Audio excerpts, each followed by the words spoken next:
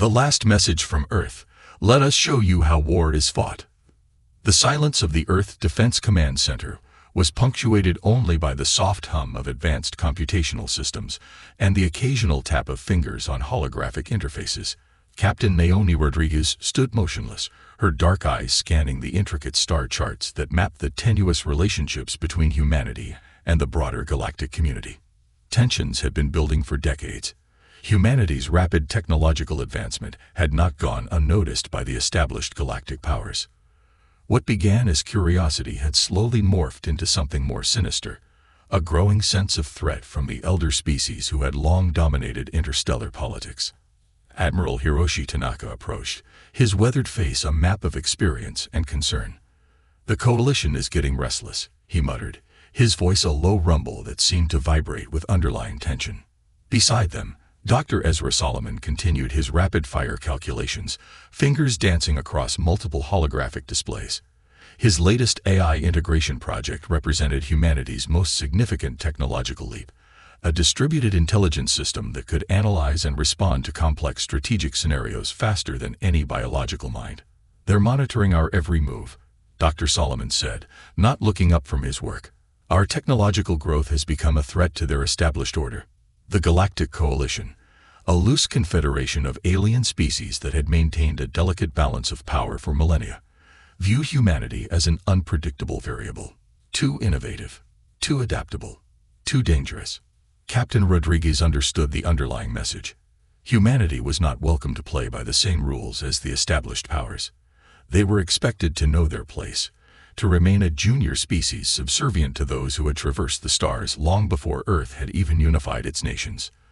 But humanity had other plans. The strategists and scientists gathered in the command center represented the best of human potential. Diverse in origin, united in purpose, they embodied a spirit of innovation that defied traditional galactic hierarchies. Each brought unique perspectives: Rodriguez's strategic brilliance, Tanaka's military wisdom, Solomon's technological genius. "They'll try to contain us," Admiral Tanaka said, breaking the momentary silence. "Diplomatic pressure, economic restrictions, subtle forms of technological suppression." Dr. Solomon's latest algorithm flickered to life, projecting a complex network of potential conflict scenarios. "Not if we're prepared," he responded, a hint of determination cutting through his typically clinical tone. The holographic display revealed multiple potential conflict zones, resource-rich regions, where human exploration had begun to intersect with established coalition territories. Each potential flashpoint was a testament to humanity's expanding reach, and the growing anxiety of those who saw this expansion as a threat. Captain Rodriguez studied the projections, her mind already several moves ahead. The coalition believed they could predict human behavior, constrain human potential. They were about to learn a fundamental truth about the species they sought to control. Humanity did not ask for permission to evolve. The first salvos of the coming conflict would not be fired with weapons, but with ideas, with technology, with an unwavering belief in the potential of a species that refused to be limited by the imaginations of others. "Prepare our defenses," Rodriguez finally said, her voice calm, but laden with an unspoken promise. "But more importantly, prepare our innovation." As the holographic displays continued to pulse with potential scenarios, the humans in the room shared a collective understanding. Whatever was coming, they would face it together, not as a collection of individual nations, but as a unified species with an unbreakable spirit. The gathering storm was just beginning. The interstellar communication hub buzzed with an electric tension. Lieutenant Marcus Green watched the incoming transmission, his fingers hovering just above the quantum encryption interface. The message from the Galactic Coalition was anything but diplomatic. Commander Zora Khan stood nearby, her analytical mind already dissecting the potential implications. "They're not even trying to hide their ultimatum anymore," she muttered, her eyes scanning the encrypted data streams. Dr. Elena Romanov approached, her latest xenobiological research tucked under her arm. "Our initial projections were correct," she said, pointing to a complex holographic model showing the intricate diplomatic tensions. "The coalition sees our technological advancement as a direct threat to their established power structure." The transmission was clear. Humanity was to scale back its exploration, reduce technological development, and essentially submit to galactic oversight. It was less an invitation and more a demand. Lieutenant Green's fingers danced across the interface, running multiple verification protocols. "They're giving us 60 standard galactic cycles to comply," he reported, a sardonic edge to his voice, "or face consequential diplomatic action." Commander Khan's response was immediate. Consequential diplomatic action was a euphemism for military intervention.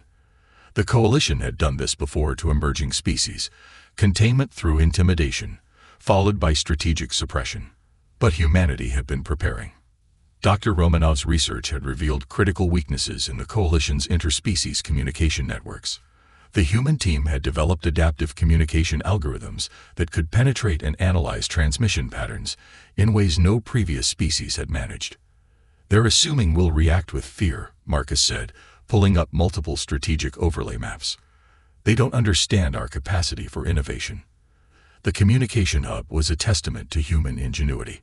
Unlike the rigid, hierarchical systems of the Galactic Coalition, this was a fluid, adaptive environment.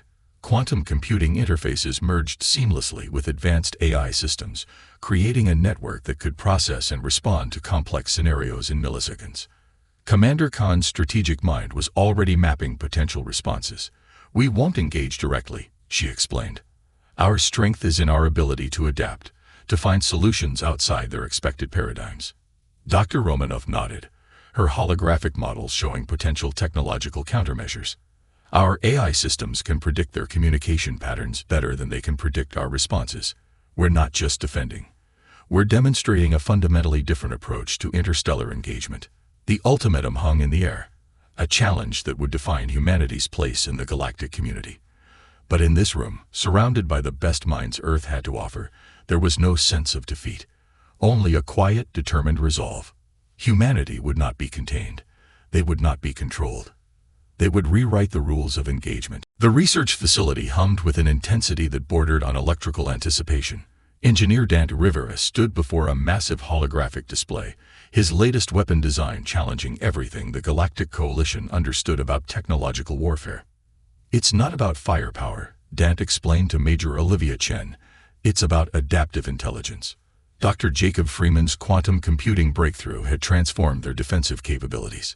The new AI system could predict and counter enemy strategies faster than biological minds could comprehend. Each computational cycle represented a potential revolutionary advantage. Major Chen examined the schematics. Humanity's technological approach was fundamentally different from the Coalition's rigid military structures. Where other species relied on massive fleet deployments and overwhelming force, humans were developing precision-targeted adaptive systems. The weapon systems Dante had designed weren't just tools of destruction. They were living, learning entities that could reconfigure themselves mid-conflict, exploiting weaknesses in real time. "Traditional warfare is obsolete," Dr. Freeman muttered, adjusting complex quantum algorithms. "We're not building weapons, we're creating intelligent defensive ecosystems." Their approach represented a paradigm shift. Each technological innovation was a statement. Humanity would not be constrained by conventional limitations. The Galactic Coalition's strategic models, developed over millennia, were about to become obsolete. Major Chen understood the deeper implication. This wasn't just about military technology. It was about challenging fundamental assumptions of power, adaptation, and potential. The technological uprising had begun. The starship horizon trembled at the edge of known space, a testament to humanity's most advanced technological achievement. Captain Rohan Patel gripped the command interface, his team moving with a synchronicity that defied conventional military protocols. Admiral Victoria Wells's strategic voice cut through the tension. "Tactical integration at maximum efficiency," she commanded. The Coalition's massive fleet surrounded them, an overwhelming display of force designed to crush any resistance. Dr. Amaran Kosi's AI systems were humanity's secret weapon. Unlike traditional military intelligence, this was a living, breathing strategic network that could predict, adapt, and counter with unprecedented speed. The first wave of Coalition attacks came. Energy weapons that had decimated countless emerging civilizations, but the horizon was different. Its adaptive shield technology transformed with each incoming threat, quantum algorithms recalculating defensive patterns faster than biological minds could comprehend. "Shield modulation at 98.7% effectiveness," reported Lieutenant Kai Rodriguez, her fingers dancing across holographic interfaces. Enemy targeting systems completely neutralized. What the Coalition didn't understand was that humanity had transformed warfare itself. This wasn't about matching firepower. It was about intelligent adaptation. Each defensive response was unique, unpredictable, a constant evolution that left their enemies struggling to find a consistent strategy. Dante Rivera's weapon systems came online, not traditional weapons, but intelligent systems that could reconfigure themselves mid-conflict. They weren't just tools of destruction. They were living entities that learned and adapted with each millisecond of engagement. "They're trying to overwhelm us with numbers," Captain Patel observed, a slight smile crossing his face. "They don't realize numbers mean nothing when faced with true innovation." The Coalition's fleet began to falter. Their rigid communication structures, developed over millennia, couldn't process the rapid, fluid tactics of the human forces. Each attack was met with a response that seemed to emerge from nowhere. A quantum dance of strategic brilliance. Dr. Nkosi's AI systems were doing more than defending.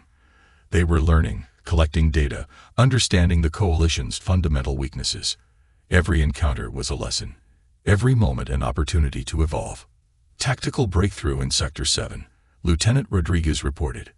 "Their command structure is fragmenting." This was more than a battle. It was a philosophical challenge to an established galactic order that had suppressed emerging civilizations for generations. Humanity wasn't just fighting. They were rewriting the rules of engagement. As the conflict intensified, it became clear that the Coalition had fundamentally misunderstood humanity.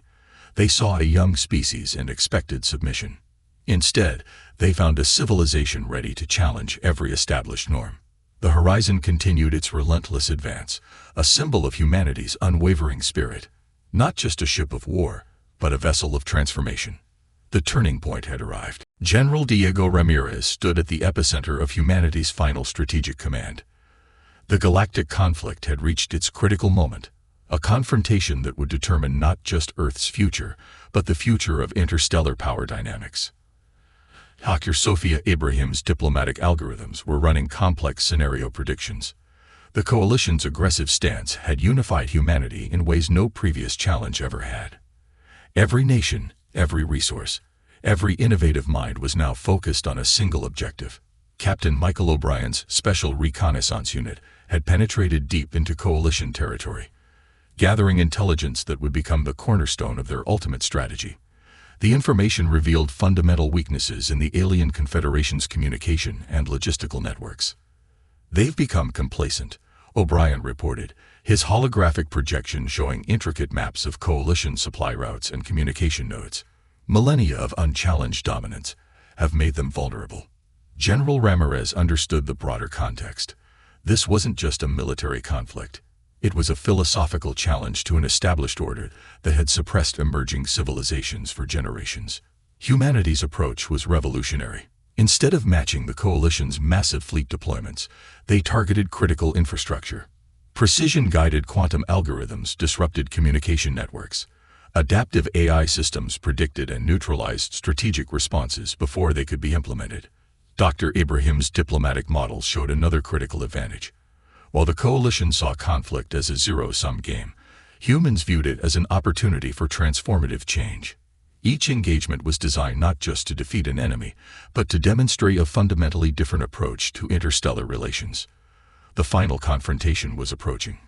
The galaxy watched, uncertain whether they were witnessing humanity's destruction or the birth of a new era of galactic understanding. Humanity was about to show the universe exactly what they were capable of.